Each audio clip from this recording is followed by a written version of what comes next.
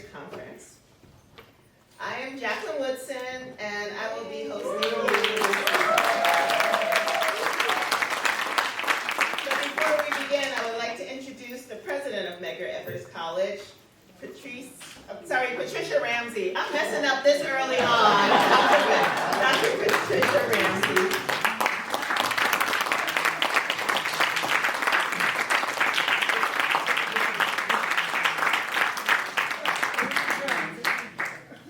Well, greetings, and it is really a great night, and we have some wonderful honorees that we are awarding tonight. Welcome to Medgar Evers College. For those of you who have not been here before, and for those of you who have been here before, welcome back. We are the college that was birthed out of the Central Brooklyn community with social justice in its DNA.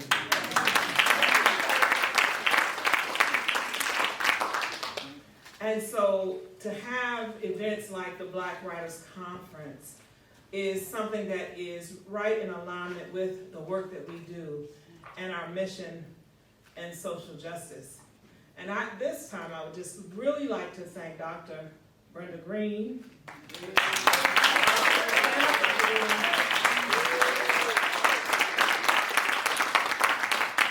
and all of the staff that work in the Center for Black Literature, because without you, we could not have such a conference, and we thank you. Let's give it a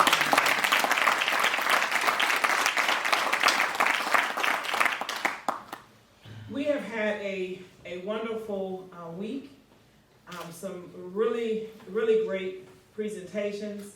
I've heard some people talk about it and how it impacted them, and wishing that perhaps they could not have one that has community in its charter. And with that being said, I'm going to ask Ms. Wilson if she would just stand so that you all can recognize her. She is from our community,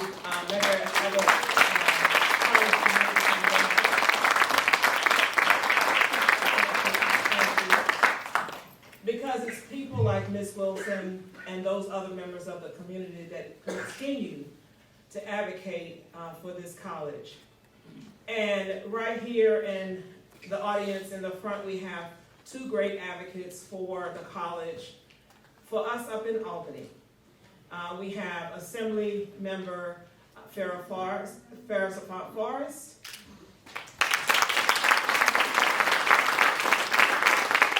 Assembly Member Brian Cunningham.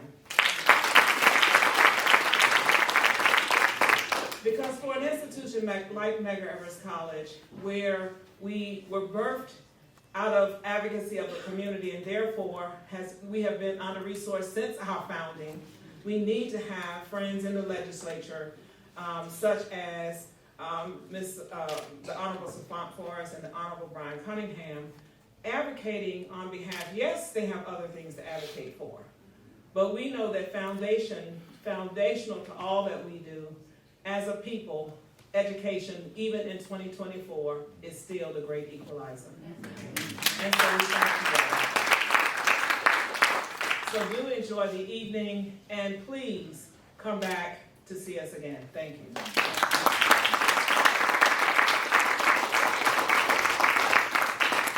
Thank you so much, Dr. Ramsey. Thanks for your inspiring words. I am truly honored to be emceeing. And without further ado, I'd like to ask our honorees to stand for a round of applause.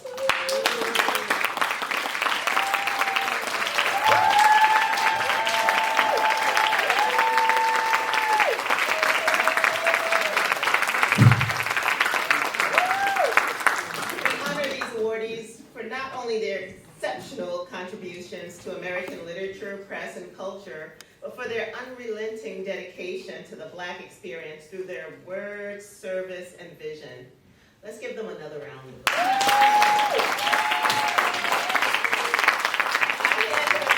At the end of this night, from all this clapping we're going to be doing.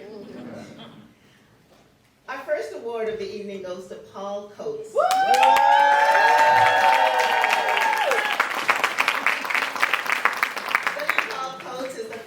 Director of Black Classic Press. He enlisted in the U.S. Army Army and served in Vietnam from 1965 to 1967. After he returned from Vietnam, Coates settled in Baltimore, Maryland, and began volunteering for the community breakfast program organized by the Baltimore chapter of the Black Panther Party. In 1970, Coates became defense captain of the Baltimore Black Panthers. He subsequently established the George Jackson prison movement to bring Afrocentric literature to people who've been impacted by the incarceral system. By 1978, the program had transitioned into the Black Classic Press, BCP, which Coates founded to publish books by and about people of African descent.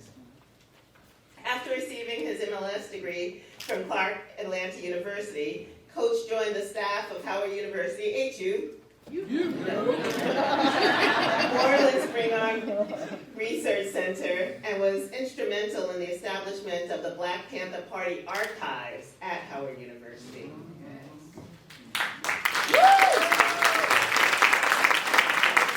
We are proud to award Paul Coates with the Margaret T. Burroughs Cultural Historian Award. The National Black Writers Conference Margaret T. Burroughs Cultural Historian Award is presented to an individual for their commitment to celebrating and chronicling the exploration of the Black experience, their appreciation of the contributions of Black artists, historians, and writers to cultural identity, and their work toward preservation and promotion of African American culture and history. We'd also like to present you with a proclamation from New York State Assembly member Brian Cunningham. Mr. Coates, please come and accept this award and your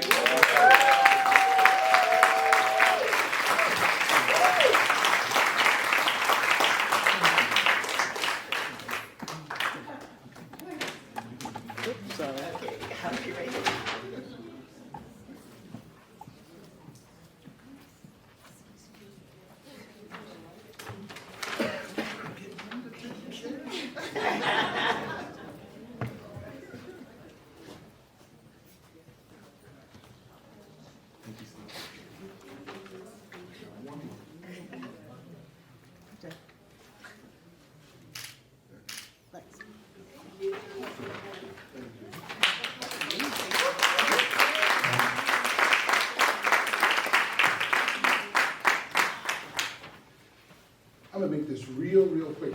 First of all, thank everyone here for being here. Thank my wife, thank my wonderful cousin who came, and thank everyone for being here. I'm not big on honors, but this one had to be accepted because where it comes from. Okay? I love the fact that Medgar Evers and Madam President, you spoke about social justice and community. And I'm a graduate of what existed, Sojourner Douglas College in Baltimore. No longer exists, but it was a companion school with the similar mission as Medgar Evers. So I'm home. I'm home. I'm going to accept this, but this is my commitment. I'm going to express this. I accept this award in the name of Black Classic Press and Paul Coates, but also accept it as a member of the Black Legacy Book Publishers. My commitment is, as a publisher, to recognize the efforts of those publishers who have struggled before me and who struggle continuously now as independent publishers. We have Wade Hudson and his wife Cheryl Hudson just up there. So I accept this really in honor of the work that all of us have done. You guys, you know that we struggle every day, and we struggle with the support of this community that's here. So thank you very much. Thank you.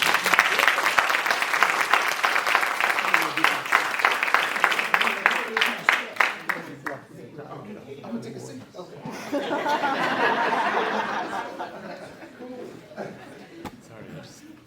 No, I just letting you know.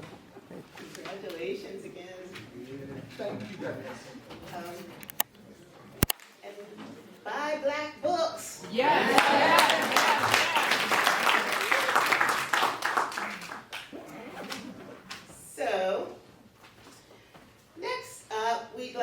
award Percival Everett with the John A. Say it again? I know, also I'm not saying his award at all. Oh, bye, Percival.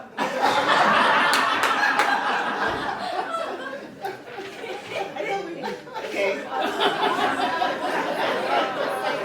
Never mind. Next up, Bernice McFadden.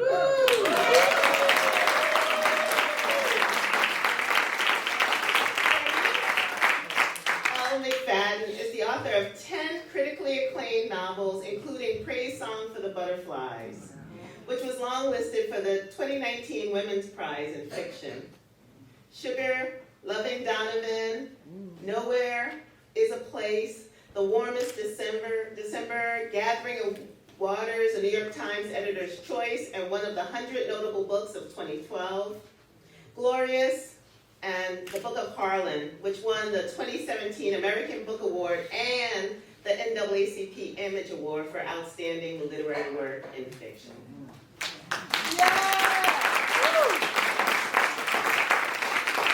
She is a 4-time Hurston Wright Legacy Award finalist, as well as the recipient of 4 awards from the BC ALA, the Black Caucus of American Library Association. McFadden is an assistant professor of English at Tulane University in New Orleans, Louisiana. Over the years, she has been a featured guest speaker at the Center for Black Literature's National Black Writers Conference.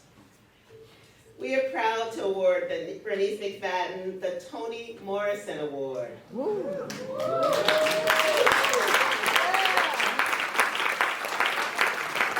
The National Black Conference Toni Morrison Award is presented to the writer whose, I hate saying this word, y'all gotta say it for me, O-E-U-V-R-E, over, right? Over. I know there are like 5 different pronunciations of the, is that cool? Full-length books of fiction and nonfiction, celebrates and recognizes literary excellence, reflects the Black experience, and encourages discourse regarding the narrative's connection with issues that reflect on Black history and impacts contemporary life. Their outstanding contributions to literature leave an indelible mark on Black and Western literary canon, on the Black and Western literary canon. We'd also like to present you, Bernice, with a proclamation from the New York State Assembly member, Farah Sufra. Can you pronounce it again? Sufra, thank you.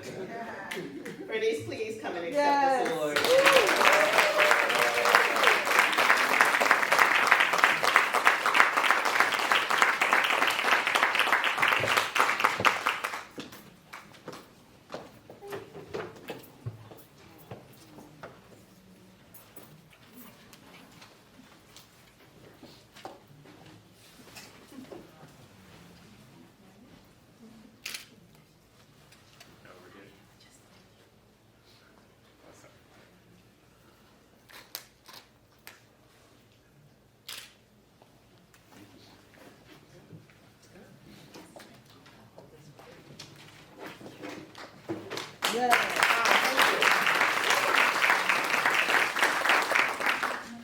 Distinguished guests and my esteemed fellow honorees, first of all, I'd like to thank the Center for Black Literature, the National Black Writers Conference, Medgar Evers, President Patricia Ramsey, Dr. Brenda Green, my friend Donna Hill, and every single person who have dedicated their time and energy to ensuring that this conference, the center, and this college endures. I am deeply humbled and profoundly honored to stand before you today as the recipient of the Toni Morrison Award in recognition of my body of work on the Black experience in America. To be recognized in the name of such an iconic and visionary literary figure is an extraordinary privilege, one that I do not take lightly. Toni Morrison's legacy transcends generations. Her unparalleled contributions to literature have enriched our collective consciousness. Her novels and essays provide counter-narratives that challenge and debunk illusions, inventions, and falsehoods that the dominant class have spread about Black people here, at home, and abroad. From Following in Madam Morrison's footsteps, gleaning from her harvest, I vow to continue to chronicle the complexities of the Black experience in America, and like her, I pledge to do so with courage, compassion, and unwavering honesty. I am grateful to the esteemed committee for this tremendous honor, and I extend my heartfelt thanks to all of those who have supported and believed in me along this literary journey, especially my mother, Vivian McFadden.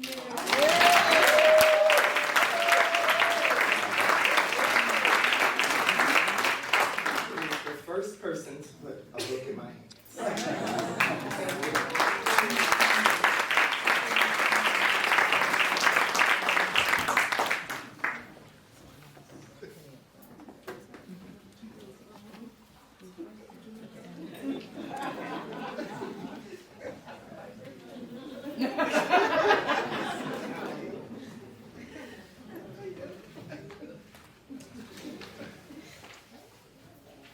Congratulations, Ms. Grace.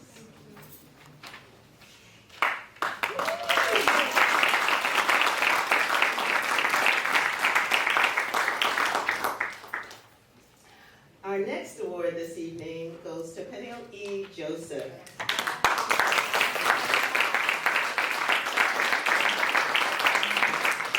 Peniel E. Joseph holds a joint professorship appointment at the LBJ School of Public Affairs and the History Department in the College of Liberal Arts at the University of Texas at Austin. Yeah.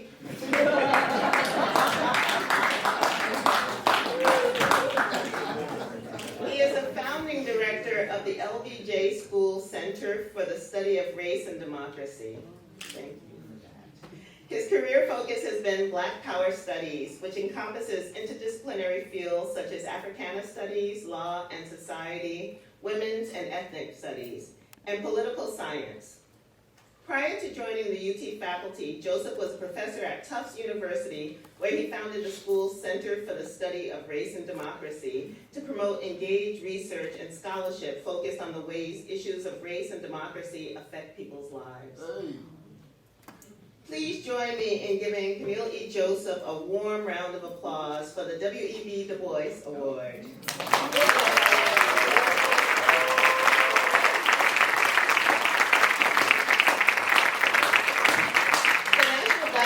Conference W.E.B. Du Bois Award is presented to a writer in recognition for their outstanding biographical and historical work in American letters that have contributed to the understanding of the diversity, the human condition, and racial relations throughout the African diaspora and the world.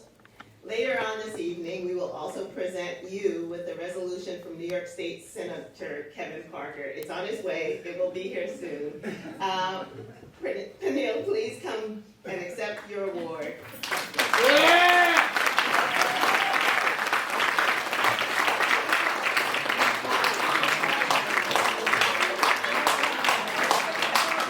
Dr. Ray, please join us. No, I'm not related. I'm from South Africa.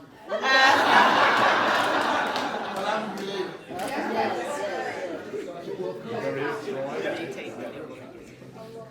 Thank you.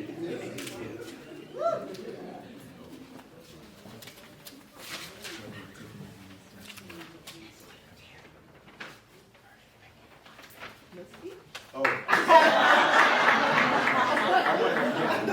I'm excited. I forgot to say. No, I want to thank you all for this award.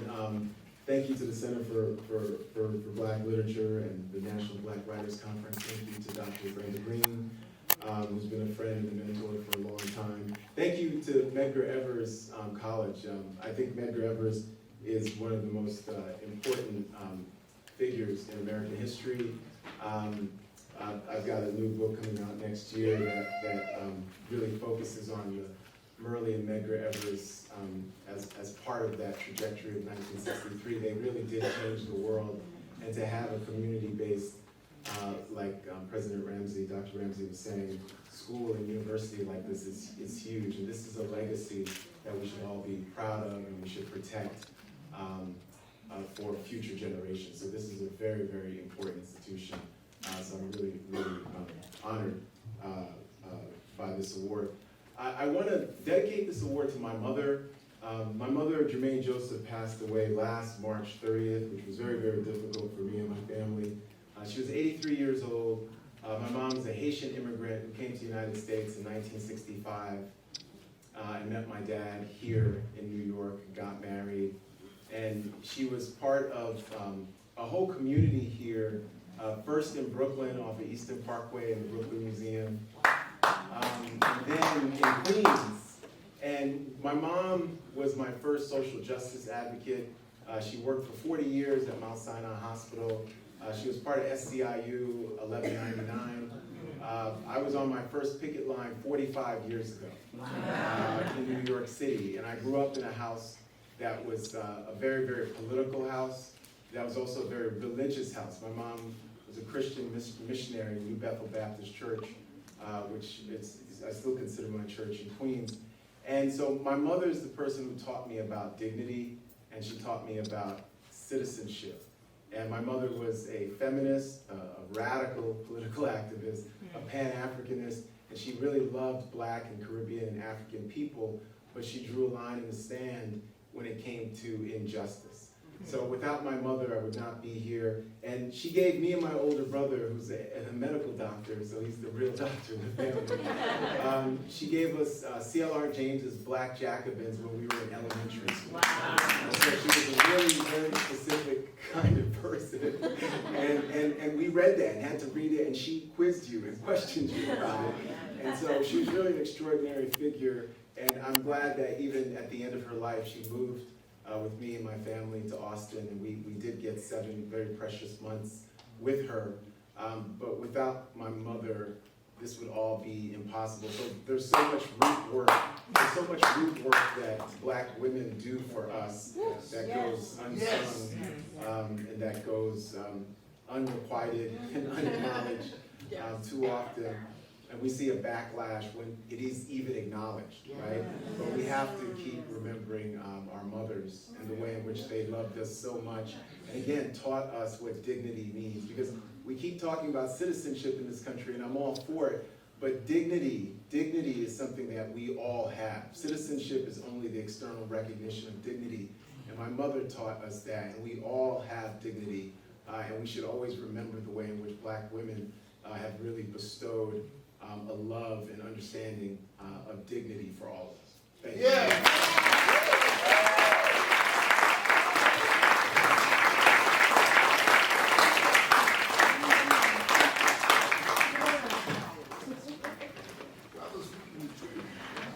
While our awardees take their awards out of their boxes so we can see them, I would love to take this moment and continuing what Mr. Joseph was saying by remembering our ancestors and bringing them into the room. Because of them, we are. So I know we've lost people, or people have moved on to the next place, but they're here with us, and let's just have a moment to remember them.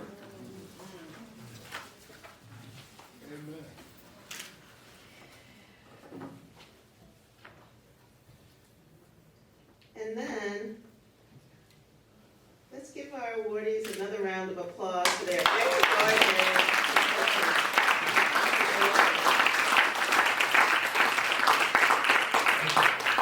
We are so grateful for the people who brought you here and for the work each and every one of you is doing and how it calls all of us to be better stewards of our culture's stories.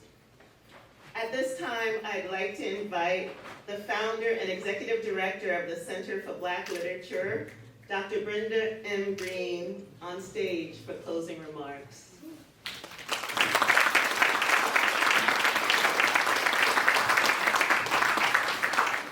Thank you so much, Jacqueline. I would like our awardees to take the awards out of the plastic and fold them up and stand up so that people can see your awards.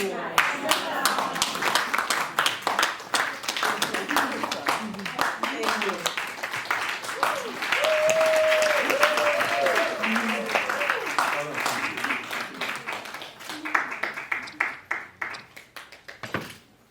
Thank you. We will get more photo ops. So thank you, thank you.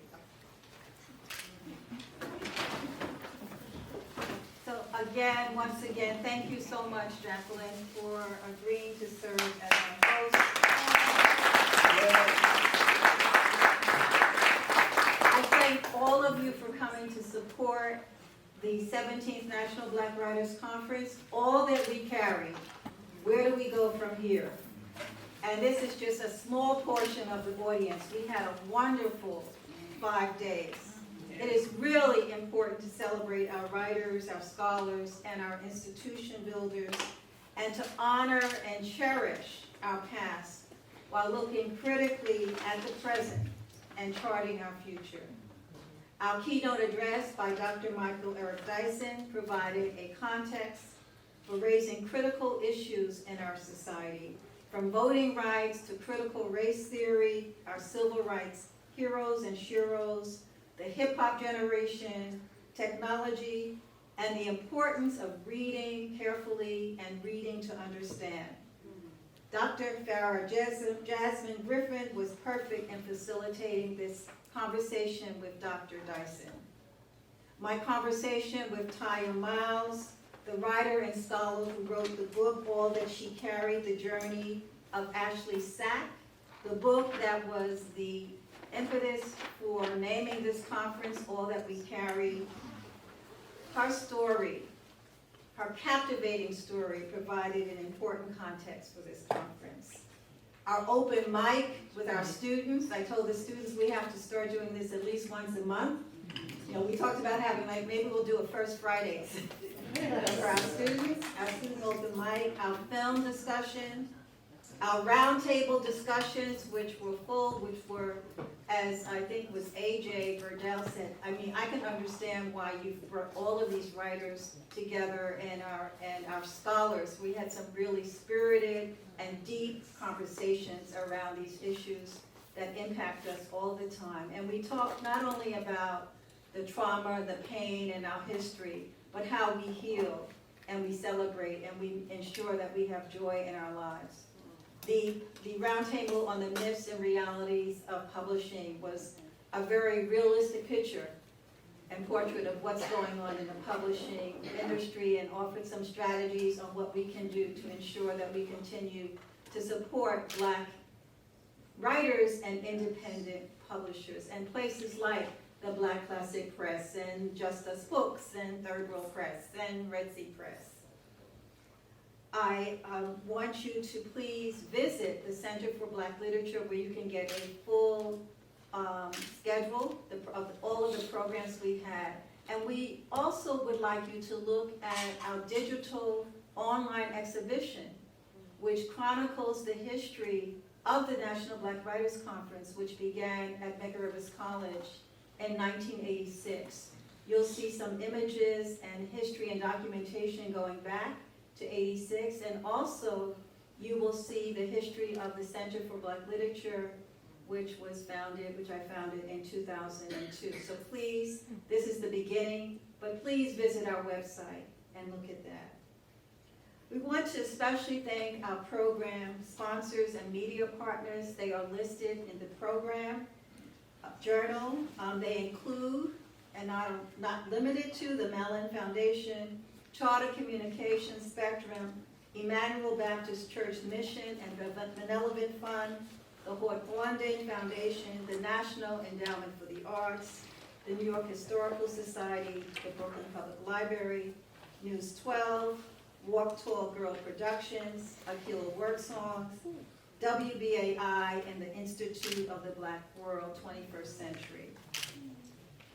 Special thanks also to our leadership at Medgar Evers College, President Ramsey, Provost Coleman, our National Black Writers Steering Committee members. They're walking around with conference badges. The Medgar Evers College IT team, the communications area, and our facilities team. We could not do this without you. It really takes a village.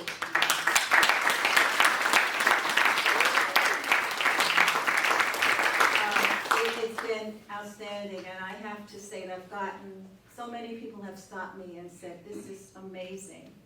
And your team, they're treating our writers as honorees, as stars. So I want to really thank the team. A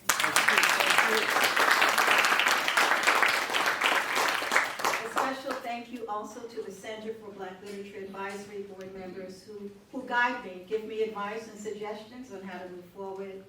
Zawadi Morris and Marsha White, Karina O'Day, Bessie Edwards, Louise Mirror, and Lawrence Schiller, especially, but again, you can see all our advisory board members on the website. I also want to thank our conference bookseller, Cafe Con Libros, another independent. That's something we always try to do. They're located here in Brooklyn, and we were really pleased to partner with them. A special thank you to all of the writers who came when I called and who helped to make this conference a historic gathering. I'd like all the writers who are here, please stand. All of the writers, present and past writers who are here, please.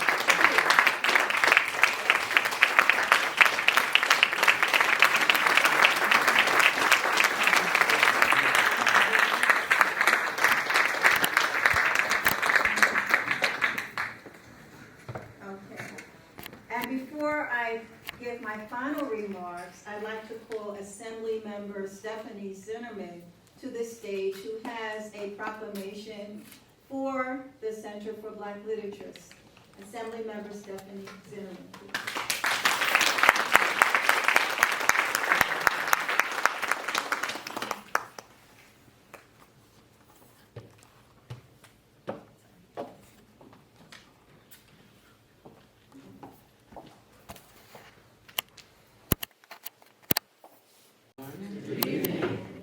Has there been a marvelous celebration?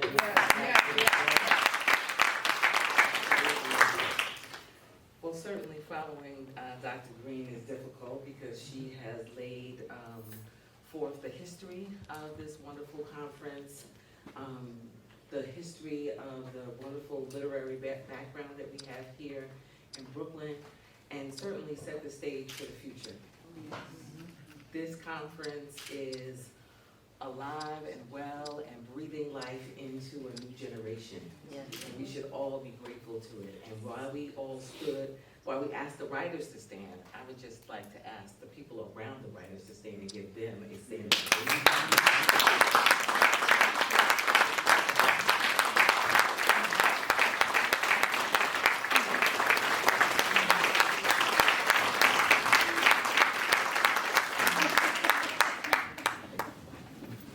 So I'm sure my colleagues have come before me and read other proclamations. If they have not, it would be wonderful if you could come and join me now. I'm not going to read the entire one, but I would like to say that I used to, and I see my former editor also, had the privilege for a brief time of being the editor of the City Sun newspaper, that weekly here in Brooklyn that spoke truth to power.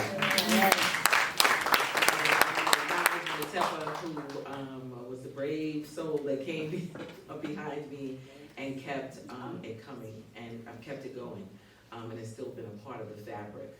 I look on this stage and I look at Bernice McFadden, and I have 7 books of hers on my bookshelf. I look at somebody who I didn't even know was a writer, but I know her from another life, Marilyn. Congratulations!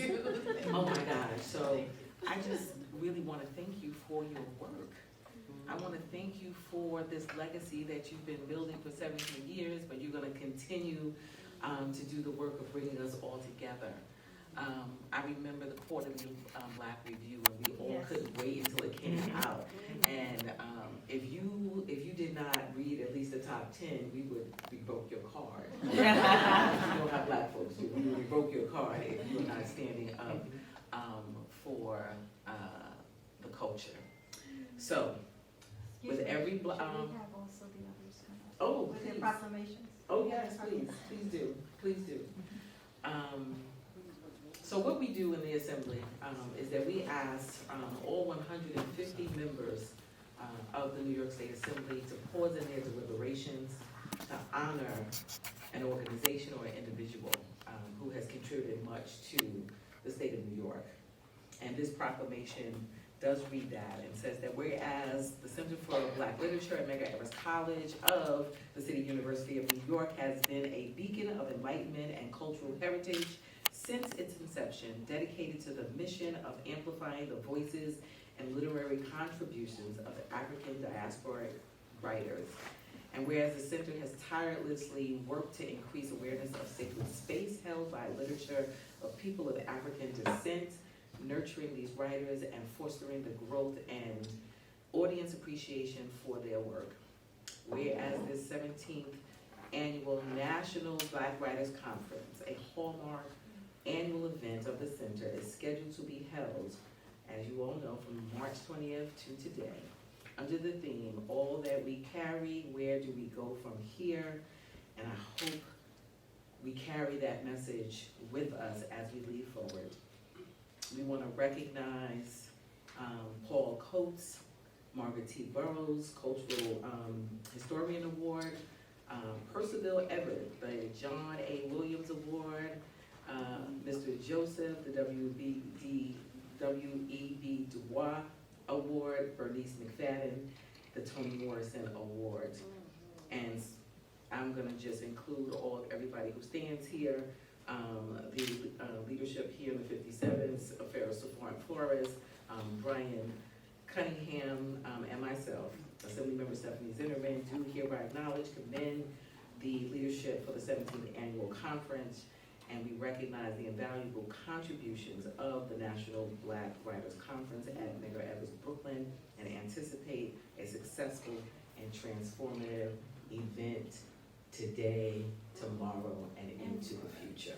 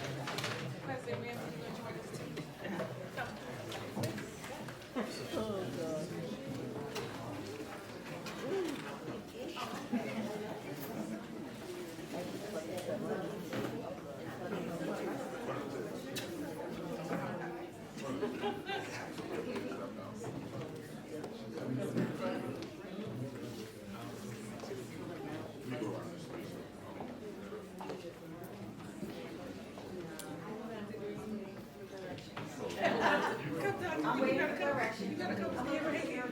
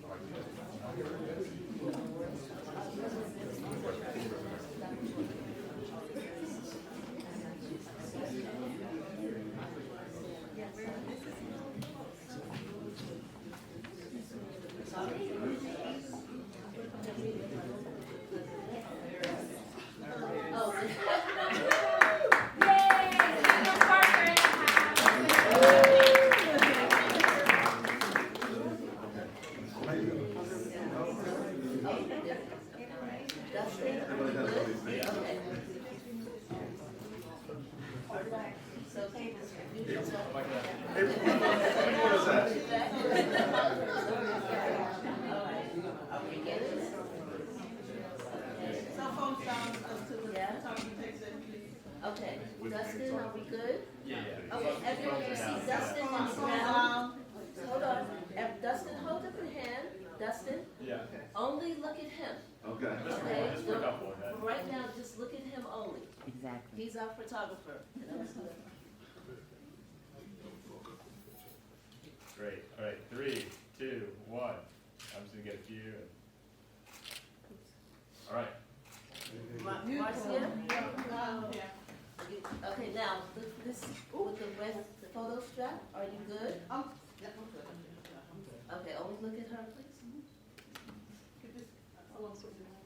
Nicole, you know what? She's trying to get your attention. I need to move? Oh, my hand, we're good. We're good. All right, good. Thanks, lovely.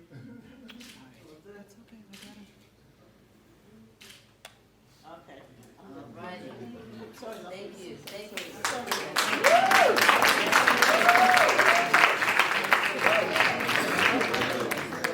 Marcia, yeah. So, yeah, because somebody came up and says that Marcia, that they've been, Rachel, April. Yeah, so she says that she's been calling me Marcia for the longest time. Wait, what's wrong with yours? You got a nice flash. Oh, Didn't even put my speed light on.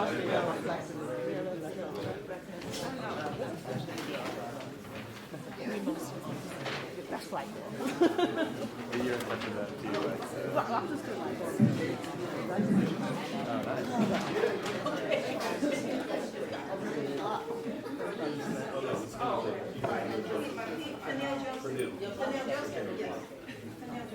Okay. Hey, good afternoon, or good evening now. Almost good night. Ready to start. I'm State Senator Kevin Parker. I represent the 21st District of Brooklyn. I am the chairman of the Energy and Telecommunications Committee, as well as the Majority Whip in the New York Senate, as well as a former faculty member actually here at McGarris College, and a long-time CUNY faculty member in Africana Studies. And just let me just say, I have tried to make this conference every single year. It is one of the most amazing things that CUNY generally does, not just what Medgar Evers does, but what happens at CUNY wide is this conference. And we can look around now and see the attack on both Black studies and on literature and understand why Brenda Green, Dr. Brenda Green, was ahead of her time. She understood that preserving our culture, preserving our voice, and preserving our stories is a critical part of not just who we are, but what we must continue to do in the world. She clearly understood that the work that Dr. Carter G. Woodson started back in 1929, needed to be expanded and continued, and so that we go from Negro Appreciation Week to Black History Month to understanding on a daily basis, our history, our stories, our voice, our narratives. And so I have passed a resolution in the New York State Senate. And first of all, let me acknowledge our great president, Dr. Ramsey. Good to see you again. I've seen it so much this week that, for good things that I was taken for granted. And thank you all for being here. But this is a piece of legislation that we passed in the New York State Senate, pausing in our deliberations to honor this conference, and particularly Mr. Joseph, this year's honoree. Congratulations, and please come up and get the resolution.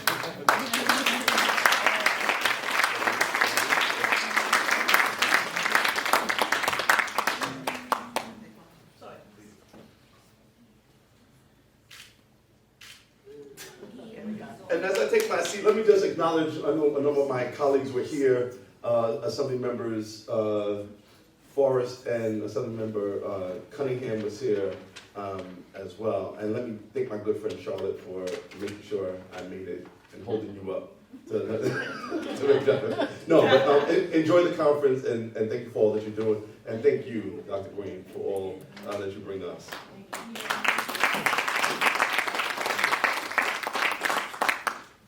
Thank you so much, Senator Parker. So, in closing, I just want us to remember the visionary behind the National Black Writers Conference, John Oliver Killens.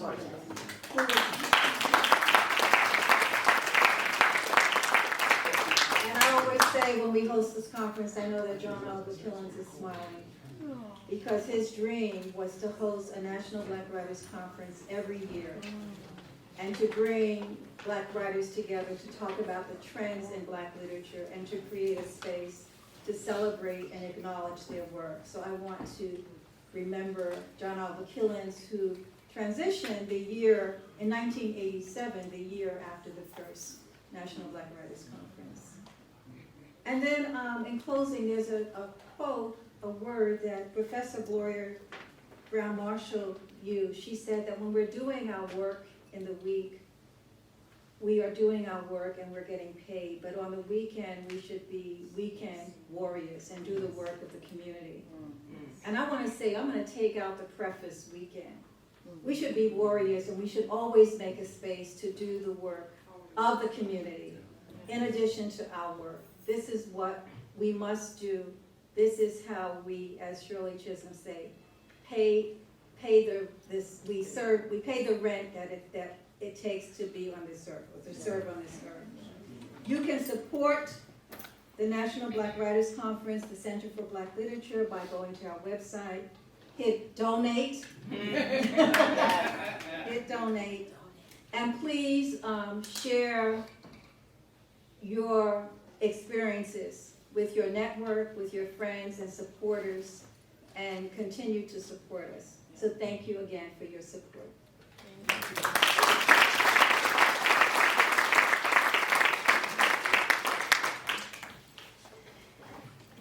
So let's give another round of applause to one of our biggest warriors out there, Dr. Brenda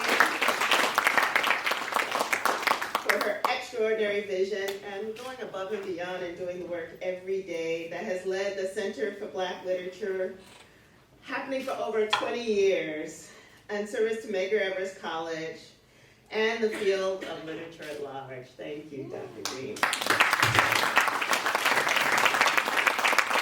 And another thank you to our awardees, Paul Coates, Peniel E. Joseph, and Bernice McFadden.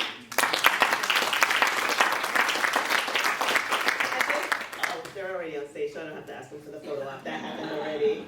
This concludes our evening, and I want to thank you for being here, and again remind you that it's a 501c3, right?